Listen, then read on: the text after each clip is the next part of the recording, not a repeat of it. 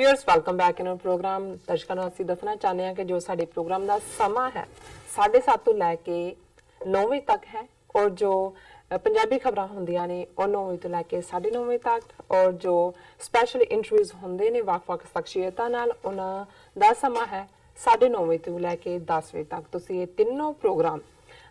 YouTube ਤੇ ਜਾ ਕੇ TV84 ਦੇ ਚੈਨਲ ਤੇ ਲਾਈਵ ਦੇ ਸਕਦੇ ਹੋ और ਅਸੀਂ ਇਹ ਵੀ ਚਾਹਾਂਗੇ ਕਿ ਤੁਸੀਂ ਆਪਣੇ ਜੋ ਕਮੈਂਟਸ ਨੇ ਉਹ ਵੀ ਸਾਨੂੰ ਉੱਤੇ ਭੇਜ ਸਕਦੇ ਹੋ ਔਰ ਜਾਂ ਜੋ ਸਾਡੀ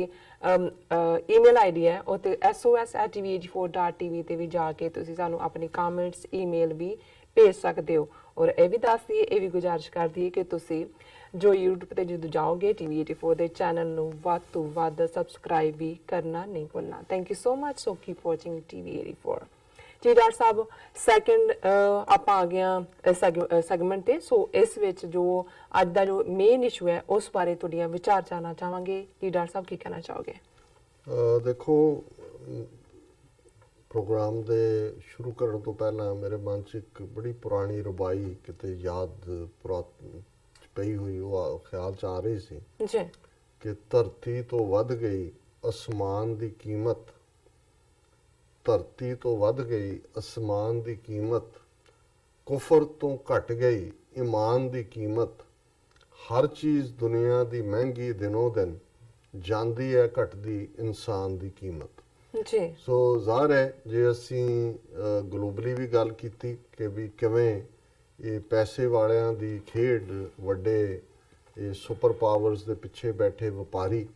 ਜਿਹੜੇ ਕਿ ਕਿਵੇਂ ਟਰਬਲ ਕ੍ਰੀਏਟ ਕਰਦੇ ਨੇ ਦੁਨੀਆ ਦੇ ਅੱਡ-ਅੱਡ ਹਿੱਸਿਆਂ 'ਚ ਜੀ ਦੋ ਧਿਰਾਂ ਖੜੀਆਂ ਕਰਦੇ ਨੇ ਉਹਨਾਂ ਨੂੰ ਫਿਰ ਆਪਣਾ ਸੌਦਾ ਹਥਿਆਰ ਵੇਚਦੇ ਨੇ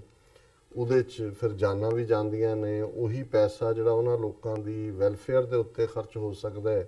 ਉਹਨਾਂ ਦੀ ਜ਼ਿੰਦਗੀ ਦੇ ਮਿਆਰ ਨੂੰ ਚੁੱਕਣ ਦੇ ਲਈ ਜਿਹੜਾ ਹੈ ਉਹ ਮਦਦਗਾਰ ਹੋ ਸਕਦਾ ਹੈ ਉਹ ਹਥਿਆਰਾਂ ਦੇ ਵਿੱਚ ਜਾਂਦਾ ਹੈ ਜੀ ਔਰ ਇਹ ਫਿਰ ਜਦੋਂ ਉੱਥੇ ਸੌਦਾ ਸੁਦਾ ਵਿਕ ਜਾਂਦਾ ਹੈ ਫਿਰ ਉਹ ਅਗਲੇ ਪਿੰਡ ਤੁਰ ਪੈਂਦੇ ਨੇ ਕਿ ਹੁਣ ਹੋਰ ਕਿਹੜਾ ਸਪੌਟ ਕਿੱਥੇ ਜਾ ਕੇ ਕਰੀਏ। ਸੋ ਇਹ ਖੇਡ ਚੱਲ ਰਹੀ ਹੈ ਜੀ ਔਰ ਬਦਕਿਸਮਤੀ ਨਾਲ ਸਾਡੇ ਸਬ ਕੰਟੀਨੈਂਟ ਦੇ ਵਿੱਚ ਇਨ ਜਨਰਲ ਔਰ ਭਾਰਤ ਦੇ ਵਿੱਚ ਇਨ ਪਾਰਟਿਕੂਲਰ ਜਿੱਥੇ 1 ਬਿਲੀਅਨ 300 ਮਿਲੀਅਨ ਲੋਕ ਰਹਿੰਦੇ ਨੇ 2014 ਦੇ ਵਿੱਚ ਪਾਵਰ ਉਹਨਾਂ ਦੇ ਹੱਥ 'ਚ ਆਈ ਜਿਨ੍ਹਾਂ ਨੇ ਤਾਂ ਪਹਿਲਾਂ ਤੋਂ ਹੀ ਇਨਸਾਨ ਨੂੰ ਕਦੇ ਇਨਸਾਨ ਨਹੀਂ ਸਮਝਿਆ ਜਿਹੜੇ ਉਸ ਮਨੂਵਾਦ 'ਚ ਯਕੀਨ ਰੱਖਦੇ ਨੇ ਜਿਹੜਾ ਬ੍ਰਾਹਮਣ ਕਸ਼ਤਰੀ ਵੈਸ਼ ਸ਼ੂਦ ਮਨੁੱਖ ਨੂੰ ਮਨੁੱਖ ਦੇ ਵਿੱਚ ਵੰਡਿਆ ਜ਼ਾਤ ਦੇ ਆਧਾਰ ਤੇ ਜੀ ਜਿਨ੍ਹਾਂ ਦਾ ਮੁੱਢਲੇ ਤੌਰ ਦੇ ਉੱਤੇ ਜਿਹੜਾ ਸਾਰਾ ਹੀ ਫੋਕਸ ਹੈ ਉਹ ਇੱਕ ਕਲਾਸ ਜਿਹੜੀ ਕਿ ਬ੍ਰਾਹਮਣ ਸਭ ਤੋਂ ਉੱਚੇ ਡੰਡੇ ਦੇ ਉੱਤੇ ਬੈਠੀ ਹੈ ਜਿਸ ਬਾਰੇ ਇਹਨਾਂ ਦਾ ਜਿਹੜਾ ਹਿੰਦੂ ਕੋਡ ਹੈ ਮਨੂ ਸਮ੍ਰਿਤੀ ਦਾ ਜਿਹਦੇ 'ਚ ਇਹ ਹੈ ਕਿ ਬ੍ਰਾਹਮਣ ਕੈਨ ਡੂ ਨੋ ਰੌਂਗ ਇਸ ਲਈ ਬ੍ਰਾਹਮਣ ਨਹੀਂ ਕੋਈ ਇਕੱਲਾ ਕਹਿ ਸਕਦਾ ਬ੍ਰਾਹਮਣ ਦੇਵਤਾ ਹੈ। ਸੋ ਜਿਹੜਾ ਦੇਵਤਾ ਹੈ ਨਾ ਉਸ ਤੇ ਕੋਈ ਕਤਲ ਦਾ ਮੁਕੱਦਮਾ ਚੱਲ ਸਕਦਾ ਹੈ ਜੇ ਉਹ ਜਬਰ ਜਨਾਹ ਵੀ ਕਰੇ ਤੇ ਇਹ ਵੀ ਉਸ ਦੇ ਨੂੰ ਜਿਹੜਾ ਕਿਸੇ ਦਾਇਰੇ 'ਚ ਨਹੀਂ ਲਿਆਂਦਾ ਔਰ ਹਰ ਰਾਜੇ ਦੇ ਲਈ ਇਹ ਜ਼ਰੂਰੀ ਹੈ ਕਿ ਉਹ ਕੁਲ ਪ੍ਰੋਤ ਦੀ ਤਾਂ ਪਹਿਲਾਂ ਹੀ ਗੱਲ ਮੰਨ ਕੇ ਕੁਲ ਵਾਲੇ ਚੱਲਦੇ ਨੇ ਰਾਜ ਪ੍ਰੋਤ ਔਰ ਜਿਹੜਾ ਰਾਜ ਦੇ ਵਿੱਚ ਉਹਦੇ ਦਰਬਾਰ ਦੇ ਵਿੱਚ ਬੈਠਾ ਬ੍ਰਾਹਮਣ ਹੈ ਉਹ ਉਹਦੀ ਰਾਏ ਦੇ ਨਾਲ ਚੱਲੇ। ਸੋ ਜ਼ਾਹਿਰ ਹੈ ਕਿ ਵੀ ਹੁਣ ਤਾਂ ਸਿੱਧਾ ਸਿੱਧੀ ਆਰਐਸਐਸ ਦੀ ਹਕੂਮਤ ਜੋ ਕੁਝ ਵੀ ਬ੍ਰਾਹਮਣਵਾਦ ਨੇ ਪ੍ਰਚਾਰਿਆ ਜਿਹੜਾ ਉਹਨਾਂ ਦੇ ਜੋ ਕੁਝ ਉਹਨਾਂ ਨੇ ਐਸਟੈਬਲਿਸ਼ ਕੀਤਾ ਹਕੂਮਤ ਉਸ ਏਜੰਡੇ ਨੂੰ ਹੀ ਜਿਹੜੀ ਹੈ ਉਹ ਲਾਗੂ ਕਰ ਰਹੀ ਜੀ ਔਰ ਜ਼ਾਹਿਰ ਹੈ ਕਿ ਉਸ ਬ੍ਰਾਹਮਣਵਾਦ ਦੇ ਏਜੰਡੇ ਦੇ ਵਿੱਚ ਗਊ ਮਾਤਾ ਜਿਹੜੀ ਹੈ ਉਹਦੇ ਲਈ ਜਿਹੜੀ ਮਨੁੱਖ ਦੀ ਆਪਣੀ ਮਾਂ ਹੈ ਉਹਦੇ ਨਾਲੋਂ ਵੀ ਜਿਹੜਾ ਉਹਦੀ ਕੀਮਤ ਜ਼ਿਆਦਾ ਹੈ ਕਿਉਂਕਿ ਮਾਂ ਤਾਂ ਸਿਰਫ ਤੁਹਾਡੇ ਤੋਂ ਵਾਪਸ ਉਹ ਤਾਂ ਆਪਣੇ ਪੁੱਤ ਧੀਆਂ ਦੀ ਸੁੱਖ ਮੰਗਦੀ ਹੈ ਔਰ ਇਹ ਕਹਿੰਦੇ ਨੇ ਜਿਹਦਾ ਜਿਹੜਾ ਗਾਂ ਹੈ ਗਾਂ ਦੇ ਤਾਂ ਜਿਹੜੀਆਂ ਪੰਜੋ ਹੀ ਚੀਜ਼ਾਂ ਨੇ ਜਿਹਨੂੰ ਪੰਚ ਗਵਯ ਕਹਿੰਦੇ ਨੇ ਉਹ ਉਸ ਦਾ ਦੁੱਧ ਵੀ ਉਸ ਦਾ ਮੂਤਰ ਵੀ ਉਸ ਦਾ ਗੋਹਾ ਵੀ ਔਰ ਹਰ ਚੀਜ਼ ਹੀ ਜਿਹੜੀ ਹੈ ਉਹ ਬੜੀ ਕਿਸੇ ਨਾਲ ਦਵਾਈਆਂ ਬਣਾ ਕੇ ਵੇਚ ਰਹੇ ਨੇ ਪੋਸਟ ਆਫਿਸ 'ਚ ਆਰਡਰ ਕੱਢੇ ਹੋਏ ਨੇ ਵੀ ਇਹਨਾਂ ਨੂੰ ਵੇਚੋ ਔਰ ਜਿਹੜਾ ਇਨਸਾਨ ਵੱਡੀ ਗਿਣਤੀ ਦੇ ਵਿੱਚ ਲੋਕ ਜਿਹੜੇ ਨੇ ਅੱਜ ਜਿਹੜੇ ਵੱਡੇ ਵੱਡੇ ਸ਼ਹਿਰ ਨੇ ਉਹਨਾਂ ਦੇ ਨਾਲ ਲੱਗਦੇ ਸਲਮਸ ਜਿਹੜੇ ਕਿ ਸਟਰੀਟਸ ਦੇ ਉੱਤੇ ਸੌਣ ਵਾਲੇ ਨੇ ਗਲੀਆਂ ਦੇ ਵਿੱਚ ਹੋਮਲੈਸ ਇਹਨਾਂ ਨੂੰ ਕਿਹਾ ਜਾਂਦਾ ਉਸ ਦੇ ਲਈ ਕੋਈ ਜਿਹੜਾ ਉਹ ਸਕੀਮ ਨਹੀਂ ਹੈ ਲੇਕਿਨ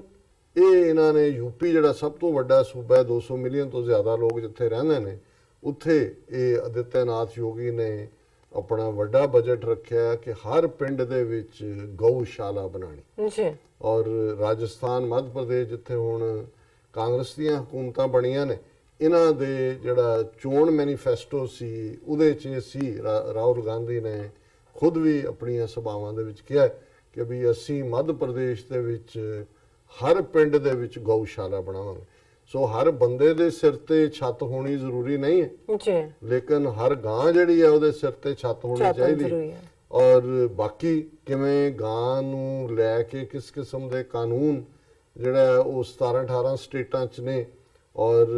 ਉਹ ਉਮਰ ਕੈਦ ਤਾਂ ਮਾਮੂਲੀ ਹੈ, ਉਹ ਤਾਂ ਵੈਸੇ ਹੀ ਜਿਹੜੀਆਂ ਉਹਨਾਂ ਦੀਆਂ ਕਰਾਊਡਸ ਨੇ ਉਹ ਲਿੰਚ ਕਰਕੇ ਮਾਰ ਦਿੰਦੀਆਂ ਨੇ। ਕਿੰਨੇ 68 ਤੋਂ ਜ਼ਿਆਦਾ ਮੁਸਲਮਾਨ ਔਰ ਦੂਸਰੇ ਜਿਹੜੇ ਗਰੀਬ ਦਲਿਤ ਨੇ ਉਹ ਇਸ ਦੇ ਥੱਲੇ ਮਾਰ ਦਿੱਤੇ ਗਏ ਕਿ ਜੀ ਇਹ ਜਿਹੜਾ ਗਾਂ ਮਾਤਾ ਨੂੰ ਨੁਕਸਾਨ ਹਾਲਾਂਕਿ ਬਹੁਤ ਸਾਰੀਆਂ ਉਹ ਸਿਚੁਏਸ਼ਨਸ ਇਹਨਾਂ ਨੇ ਖੁਦ ਹੀ ਕ੍ਰੀਏਟ ਕੀਤੀਆਂ ਜਾਂ ਝੂਠ ਦੇ ਉੱਤੇ ਹੀ, ਝੂਠ ਦੇ ਬਿਨਾਂ ਦੇ ਉੱਤੇ ਹੀ ਇਹ ਸੀ। ਔਰ ਅਸੀਂ ਬੁਲੰਦ ਸ਼ਹਿਰ ਦੇ ਵਿੱਚ ਦੇਖਿਆ ਜਿੱਥੇ ਲੱਖਾਂ ਮੁਸਲਮਾਨ ਇੱਕ ਧਾਰਮਿਕ ਇਕੱਠ ਲਈ ਇਕੱਠੇ ਹੋਏ ਸੀ, ਉਹਦੇ ਨੇੜੇ ਉਹਨਾਂ ਨੇ ਆਪ ਹੀ ਗਾਵਾਂ ਮਾਰ ਕੇ ਉਹਨਾਂ ਦੇ ਪਿੰਜਰ ਔਰ ਹੱਡੀਆਂ ਲਟਕਾ ਦਿੱਤੀਆਂ ਔਰ ਉਹ ਨੁਕਸਾਨ ਕਰਨਾ ਚਾਹੁੰਦੇ ਸੀ ਮੁਸਲਮਾਨਾਂ ਦਾ, ਪਰ ਇੱਕ ਇੰਸਪੈਕਟਰ ਪੁਲਿਸ ਦਾ ਇਮਾਨਦਾਰ ਜਿਹਨੇ ਰੋਕਿਆ ਤੇ ਉਸ ਦਾ ਵੀ ਮਰਡਰ ਕਰ ਦਿੱਤਾ। ਸੋ ਮੈਂ ਅੱਜ ਹੀ ਦੇਖ ਰਿਹਾ ਸੀ ਵੀ 3-4 ਖਬਰਾਂ ਇਸ ਹਵਾਲੇ ਨਾਲ, ਜਦੋਂ ਕਈ ਇਹ ਕਹਿਣਗੇ ਇੱਥੇ ਖਾਸ ਤੌਰ ਤੇ ਜਿਹਨੇ ਬਿਲਕੁਲ ਗ੍ਰਾਸ ਰੂਟ ਲੈਵਲ ਤੇ ਜਾ ਕੇ ਸੱਚ ਨੂੰ ਨਹੀਂ ਜਾਣਦੇ ਜਾਂ ਅਮਰੀਕਨਾਂ ਦਾ ਜਾਂ ਓਵਰਆਲ ਕੀ ਇੰਟਰਸਟ ਹੈ ਵੀ ਉੱਥੇ ਕੀ ਚੱਲ ਰਿਹਾ, ਸੋ ਉਹਨਾਂ ਦੇ ਦਿਮਾਗ 'ਚ ਅਦੇ ਵੀ ਗਾਂਧੀ ਘੁੰਮ ਰਿਹਾ ਹੁੰਦਾ ਹੈ ਜਾਂ ਡੈਮੋਕ੍ਰੇਸੀ ਜਾਂ ਇੰਨਾ ਪ੍ਰਚਾਰ ਇੰਡੀਅਨਸ ਨੇ ਆਪਣਾ ਇੱਥੇ ਕੀਤਾ ਹੋਇਆ ਕਿ ਜੋ ਕੁਝ ਅੰਦਰੂਨੀ ਤੌਰ ਤੇ ਵਾਪਰ ਰਿਹਾ ਉਹ ਨਾ ਖਬਰ ਹੁੰਦੀ ਹੈ ਨਾ ਹੀ ਉਸ ਦੀ ਕਿਤੇ ਗੱਲ ਹੁੰਦੀ ਹੈ। ਔਰ ਅਸੀਂ ਦੋਨੋਂ ਹੀ ਪਾਸਿਆਂ ਦੇ ਸਿੱਖ ਵੀ ਇੱਧਰ ਭਾਰਤੀ ਕਬਜ਼ੇ ਵਾਲੇ ਪੰਜਾਬ ਦੇ, ਬਹੁਤੇ ਪਾਕਿਸਤਾਨੀ ਵੀ ਮੈਂ ਦੇਖਦਾ, ਉਹਨਾਂ ਨੂੰ ਆਪਣੇ ਮੁਲਕ ਦੀਆਂ ਚੰਗੀਆਂ ਚੀਜ਼ਾਂ ਜਾਂ ਚੰਗੀਆਂ ਗੱਲਾਂ ਪ੍ਰਚਾਰਨ ਜਾਂ ਬਿਆਨਣ ਦੇ ਲਈ ਵਕਤ ਨਹੀਂ ਹੈ। ਉਹ ਵੀ ਜਿਹੜੇ ਨੇ ਖਹਿਬਾਜ਼ੀ ਦੇ ਵਿੱਚ ਵੀ ਔਰ ਵੈਸੇ ਵੀ ਜਿਹੜਾ ਉਹ ਹਰ ਚੀਜ਼ ਨੈਗੇਟਿਵ ਵੀ, ਜਿਵੇਂ ਮਾਰੇ ਗਏ, ਲੁੱਟੇ ਗਏ, ਕੁਝ ਵੀ ਪੱਲੇ ਨਹੀਂ ਹੈ। ਸੋ ਅਸੀਂ ਇਹ ਦੇਖ ਰਹੇ ਹਾਂ ਕਿ ਵੀ ਕਿਵੇਂ ਯੋਗੀ ਆਦਿੱਤਿਆਨਾਥ ਜਿਹਨੇ ਡਿਕਲੇਅਰਡਲੀ ਜੀਣਾ ਮੁਸਲਮਾਨਾਂ ਦਾ ਹਰਾਮ ਕੀਤਾ, ਜਦੋਂ ਇਹਦੇ ਕੋਲ ਪਾਵਰ ਆਈ ਇਹਨੇ ਸਭ ਤੋਂ ਪਹਿਲਾਂ ਕਿਹਾ ਜੀ ਸਭ ਜਿੰਨੇ ਵੀ ਕਸਾਈ ਖਾਨੇ ਨੇ, ਕਸਾਈ ਘਰ ਨੇ, ਸਭ ਇਲੀਗਲ ਨੇ, ਸਭ ਬੰਦ। ਸੋ ਜ਼ਾਹਰ ਹੈ ਵੀ 90% ਤੋਂ ਜ਼ਿਆਦਾ ਗਰੀਬ ਮੁਸਲਮਾਨ ਵਿਚਾਰੇ ਇਸ ਚੋਂ ਹੀ ਆਪਣਾ ਇਸ ਕਿੱਤੇ ਨਾਲ ਜੁੜੇ ਹੋਏ ਮੁਸਲਮਾਨ ਹੀ ਸਨ, ਉਹਨਾਂ ਨੂੰ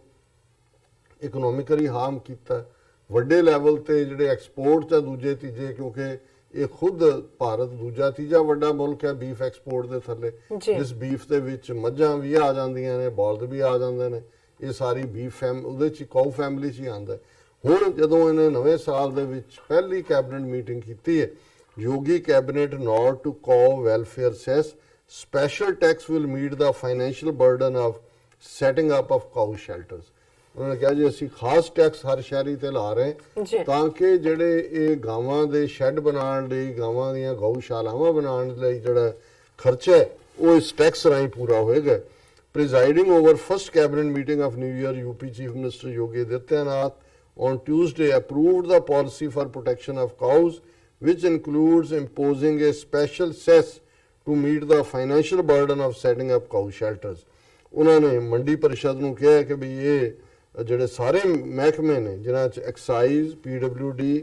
ਬ੍ਰਿਜ ਕਾਰਪੋਰੇਸ਼ਨ ਔਰ US expressway industrial development authority, ਇਹ ਸਾਰਿਆਂ ਨੂੰ ਉਹਨਾਂ ਨੇ ਕਿਹਾ ਕਿ ਵੀ ਇੰਨੇ %, ਕਿਤੇ 2%, ਕਿਤੇ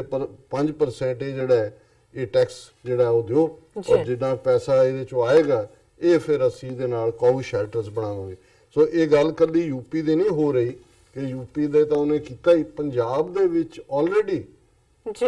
ਬਾਦਲ ਸਰਕਾਰ ਦੇ ਵੇਲੇ ਜਿਹੜਾ, ਕਿਉਂਕਿ ਬਾਦਲ ਨੇ ਵੀ ਇਹ ਕੀਤਾ ਸੀ ਜਿਹੜਾ ਬਿਲਕੁਲ RSS ਦਾ ਪਿਛਲਾ ਕਿ ਜੀ ਅਸੀਂ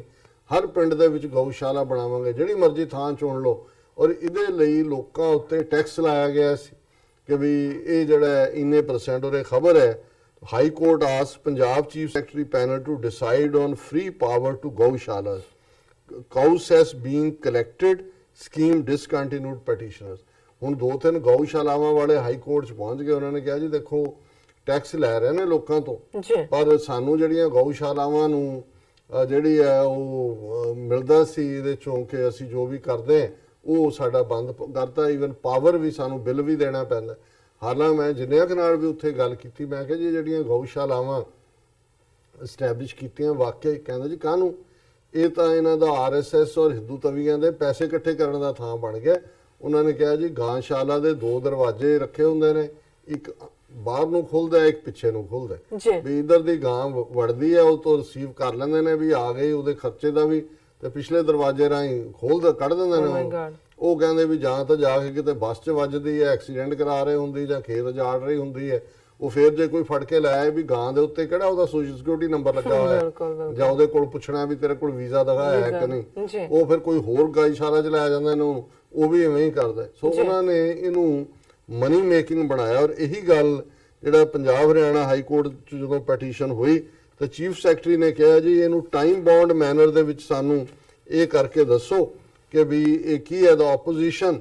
had attacked the government for accumulating approximately rupees 50 crore from the cow cess but not 50 crore ਰੁਪਈਆ ਸਿਰਫ ਗਾਂਸ਼ਾਲਾ ਬਣਾਉਣ ਦੇ ਲਈ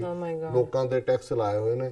ਕਿਸਾਨ ਜਿਨ੍ਹਾਂ ਦੇ ਨਾਲ ਪ੍ਰੋਮਿਸ ਕੀਤਾ ਅਮਰਿੰਦਰ ਨੇ ਕਿ ਵੀ ਅਸੀਂ ਤੁਹਾਡਾ ਜਿਹੜਾ ਉਹ ਕਰਜ਼ਾ ਮਾਫ ਕਰਾਂਗੇ, ਉਹ ਲਗਾਤਾਰਤਾ ਨਾਲ ਜ਼ਿਆਦਾ ਮੌਤਾਂ ਹੋਈਆਂ ਨੇ ਇਸ ਪੀਰੀਅਡ 'ਚ ਆਤਮਘਾਤ ਦੇ ਨਾਲ। ਔਰ ਇਹ ਗਾਵਾਂ ਜਿਹੜੀਆਂ ਨੇ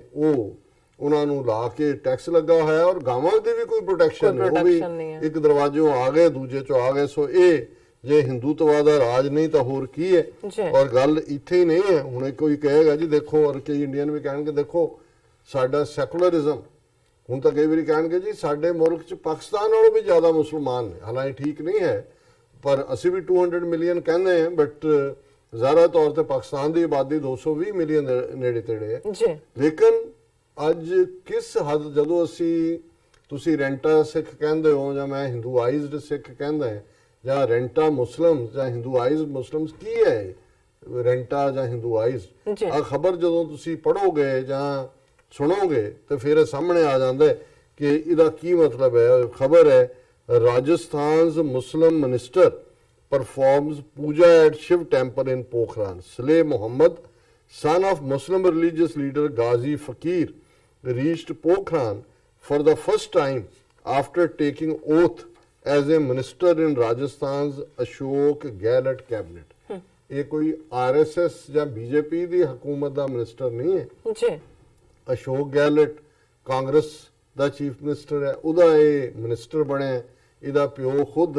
ਜਿਹੜਾ ਉਹ ਰਿਲੀਜੀਅਸ ਲੀਡਰ ਜ਼ਾਹਰ ਹੈ ਕੋਈ ਇਮਾਮ ਹੋਏਗਾ ਜਾਂ ਮੁੱਲਾ ਹੋਏਗਾ ਕਿਸੇ ਮਸਜਿਦ ਦਾ। ਸੋ ਉਹ ਸਹੁੰ ਚੁੱਕਣ ਤੋਂ ਬਾਅਦ ਸਿੱਧਾ ਜਿਹੜਾ ਉੱਥੇ ਪਹੁੰਚ ਗਿਆ ਪੋਖਰਾਨ ਔਰ ਉੱਥੇ ਜਾ ਕੇ ਉਹਨੇ ਜਿਹੜੀ ਹੈ ਉਹ ਮੰਦਿਰ ਦੇ ਵਿੱਚ ਪੂਜਾ ਕੀਤੀ। ਔਰ ਮਧੂ ਚੰਗਾਨੀ ਜਿਹੜਾ ਪ੍ਰੀਸਟ ਹੈ ਸ਼ਿਵ ਟੈਂਪਲ ਦਾ, ਉਹਨੇ ਕਨਫਰਮ ਕੀਤਾ, ਉਹਨੇ ਕਿਹਾ ਜੀ ਵੀ ਉਹ ਪਹਿਲਾਂ ਵੀ ਮੰਦਿਰ 'ਚ ਆਇਆ ਸੀ ਇਲੈਕਸ਼ਨ ਟਾਈਮ ਵੇਲੇ। ਉਹਨਾਂ ਨੇ ਕਿਹਾ ਜੀ ਉਹਦਾ ਹੀ ਆਸਥਾ ਹੈ ਮੰਦਿਰ ਦੇ ਉੱਤੇ, ਉਸ ਦਾ ਯਕੀਨ ਹੈ, ਇਸ ਲਈ ਉਹਨੇ ਪੂਜਾ ਕੀਤੀ ਹੈ। ਸਪੈਸ਼ਲ ਪੂਜਾ ਅੱਧਾ ਘੰਟਾ ਉਹਨੇ ਕੀਤੀ ਹਿੰਦੂ ਰਿਚੁਅਲਸ ਦੇ ਨਾਲ। ਫਿਰ ਉਸ ਤੋਂ ਬਾਅਦ ਉਹਨੂੰ ਜਿਹੜਾ ਐਬਲੂਸ਼ਨ ਉਹਨੇ ਕੀਤਾ ਔਰ ਉਹਨੇ ਸ਼ਹਿਦ ਔਰ ਦੁੱਧ ਜਿਹੜਾ ਉਹ ਲਾਰਡ ਸ਼ਿਵ ਨੂੰ ਪਿਆਇਆ, ਉਹਦੇ ਪੱਥਰ ਦੇ ਉੱਤੇ ਡੋਲਿਆ।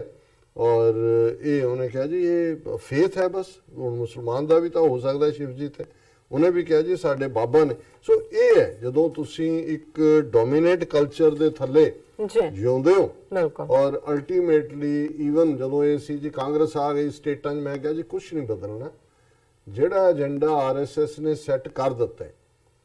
ਹਿੰਦੂਤਵਾ ਦਾ, ਉਹਨੂੰ ਕਾਂਗਰਸ ਆਂਡੂ ਕਰੇਗੀ? ਬਿਲਕੁਲ ਰਾਦਰ ਰਾਹੁਲ ਗਾਂਧੀ ਨੇ ਵੀ ਜਨਾਊ ਮੱਥੇ ਤੇ ਟਿੱਕਾ, ਸ਼ਿਵ ਭਗਤ, ਸ਼ਿਵ ਜੀ ਦੀ ਪੂਜਾ। ਹੁਣ ਸ਼ਿਵ ਜੀ ਸੈਲਿੰਗ ਡੀਟੀ ਹੈ, ਉਹ ਵਿਕ ਰਿਹਾ। ਸੋ ਮੁਸਲਿਮ ਮਿਨਿਸਟਰ ਨੇ ਵੀ ਕਿਹਾ ਵੀ ਚਲੋ ਮੈਂ ਬਣ ਤਾਂ ਗਿਆ, ਪਰ ਇਹ ਹੈ ਵੀ ਅੱਗੋਂ ਦੇ ਵੀ ਹਿੰਦੂਆਂ ਨੂੰ ਯਕੀਨ ਹੋਏ ਕਿ ਮੈਂ ਵਧੀਆ ਹਿੰਦੂ ਹਾਂ। ਠੀਕ ਹੈ ਮੈਂ ਮੁਸਲਮਾਨਾਂ ਦੇ ਘਰ ਜੰਮਿਆ ਤੇ ਮੇਰਾ ਨਾਂ ਹੈਗਾ ਮੁਸਲਮਾਨ, ਪਰ ਮੈਂ ਹਾਂ ਸ਼ਿਵ ਜੀ ਦਾ ਹੀ ਭਗਤ। ਔਰ ਦੂਸਰੇ ਪਾਸੇ ਹਿੰਦੂਤਵਾ ਦੀ ਜਿਹੜੀ ਹੈ ਅਸਲੀ ਹਾਲਤ ਕੀ ਹੈ, ਹੁਣ ਅਸੀਂ ਅੱਗੇ ਵੀ ਇੱਕ ਸੈਗਮੈਂਟ ਇਹਦੇ ਤੇ ਕੀਤਾ ਸੀ, ਸਬਰੀਮਾਲਾ ਮੰਦਿਰ ਕੇਰਲਾ ਦੇ ਵਿੱਚ, ਜਿਸ ਦੇ ਵਿੱਚ ਉਹਨਾਂ ਨੇ ਪਾਬੰਦੀ ਲਾਈ ਹੋਈ ਹੈ ਕਿ 12 ਸਾਲ ਤੋਂ ਲੈ ਕੇ 50 ਸਾਲ ਦੀ ਉਮਰ ਤੱਕ ਦੀ ਕੋਈ ਔਰਤ ਦਾਖਲ ਨਹੀਂ ਹੋ ਸਕਦੀ। ਔਰ ਉਹਦੇ ਤੇ ਜ਼ਾਹਰ ਹੈ ਕਿ ਵੀ ਜਿਹੜੀਆਂ ਬੀਬੀਆਂ ਐਕਟਿਵਿਸਟ ਸੀ ਉਹ ਉਹਨਾਂ ਨੇ ਕੋਰਟ ਲੜਾਈ ਲੜੀ, ਸੁਪਰੀਮ ਕੋਰਟ ਨੇ ਆਰਡਰ ਕਰਤਾ ਕਿ ਵੀ ਇਹ ਜਿਹੜਾ ਇਹ ਚੈਰੀਟੇਬਲ ਇੰਸਟੀਟਿਊਸ਼ਨਸ ਨੇ ਔਰ ਇਹ ਡਿਸਕ੍ਰਿਮੀਨੇਸ਼ਨ ਨਹੀਂ ਹੋ ਸਕਦੀ। ਹੁਣ ਇਹ ਪਿਛਲੇ ਕਈ ਹਫ਼ਤਿਆਂ ਤੋਂ ਆਰਐਸਐਸ ਔਰ ਬੀਜੇਪੀ ਉਹ ਕਹਿੰਦੇ ਜੀ ਦੇਖੋ ਸਾਡਾ ਜਿਹੜਾ ਇੱਥੇ ਦੇਵਤਾ ਉਹ ਤਾਂ ਬ੍ਰਹਮਚਾਰੀ ਹੈ, ਸੰਨਿਆਸੀ ਹੈ,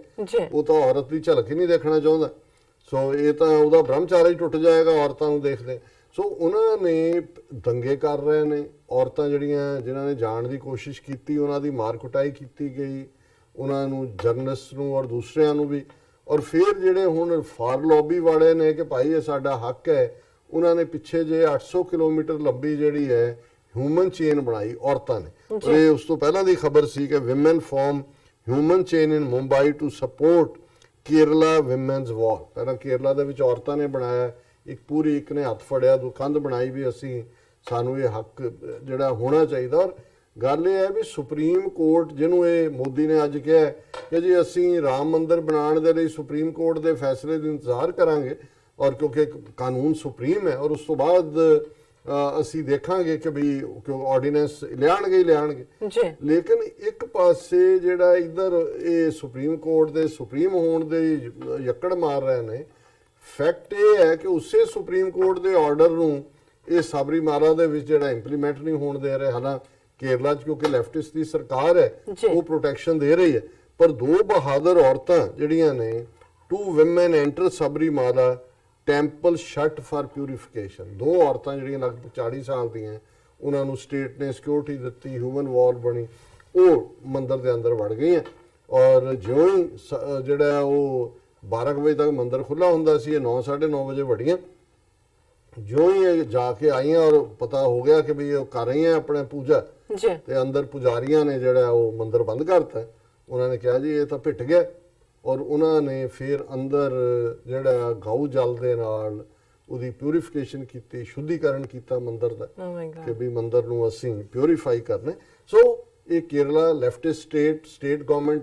ਚਾਹੁੰਦੀ ਹੈ ਕਿ ਵੀ ਹੱਕ ਮਿਲੇ, ਸੁਪਰੀਮ ਕੋਰਟ ਦਾ ਆਰਡਰ ਹੈ, ਪਰ ਇਨ ਦਾ ਐਂਡ ਆਫ ਦਾ ਡੇ ਹੋਰ ਮੋਬੋਕ੍ਰੇਸੀ ਕਿਹਨੂੰ ਕਹਿੰਦੇ ਨੇ, ਜਾਂ ਗੁੰਡਾਕ੍ਰੇਸੀ ਕਿਹਨੂੰ ਕਹਿੰਦੇ ਨੇ,